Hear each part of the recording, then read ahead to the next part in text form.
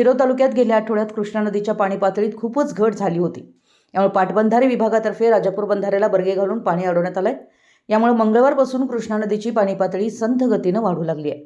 परिणामी गौरवाडसह औरवाड, आलास, बुबना, कवठे गुलंद, शेडशाळ, गणेशवाडी, नृसेवाडी, मजरेवाडी, बस्तवाड, अकिवाट, राजापूर आदी गावांच्या पिण्याच्या पाण्यासह शेतीच्या पाण्याचा प्रश्न काही प्रमाणात सुटलाय। मंगळवार दिनांक 6 रोजी हिप्परगी धरणाचे 2 दरवाजे तांत्रिक कारणामुळे तुटल्याने धरणातील पाणी मोठ्या प्रमाणात वाहून गेलं होतं। परिणामी राजापूर बंधाऱ्याजवळ पाणी पातळी 6 फुटापर्यंत खाली आली होती।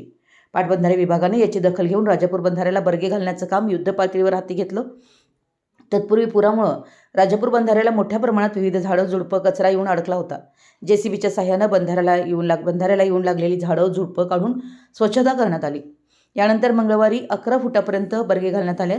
यामुळे राजापूर बंधाऱ्यात पाणीसाठ्यात वाढ होऊ लागली आहे। रविवारी सकाळी 8 वाजता 6 फूट 6 इंच असलेलं पाणी पातळी मंगळवारी सायंकाळी 9 फुटापर्यंत वाढली आहे। बंधाऱ्याला बर्गे घातल्यानं बॅकवॉटरमुळे कृष्णा नदीच्या पाणी पातळीत गणेशवाडीपर्यंत संथ गतीने वाढ होऊ लागली आहे।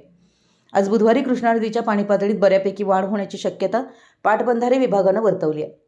दरम्यान गौरवाडसह औरवाड, आलास, बुबनाळ, कवठे गुलंद, शेडशाळ, गणेशवाडी, बस्तवाड, अकिवाट, मजरेवाडी या गावांच्या पाणवठ्याजवळ पाणी पातळीत वाढ होऊ लागल्यानं येथील शेतकरी वर्ग व ग्रामस्थांमधून समाधान व्यक्त होत आहे।